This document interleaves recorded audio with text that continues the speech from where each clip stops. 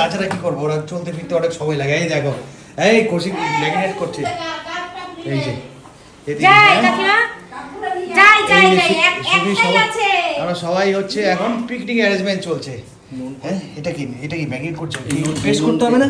হ্যাঁ ধর আগে এটা হালকা নুন দিয়ে আর লেবু দিয়ে মাখিয়ে রাখ। এটা হচ্ছে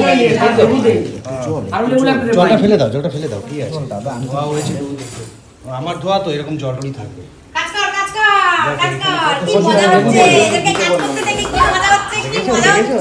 সব মজা নিচ্ছে, দেখো এটা দুজনে মজা নিচ্ছে। এনা কৌশিক কাজ করছে, এই ব্যাপারটা কিন্তু চিন্তার ব্যাপার আছে।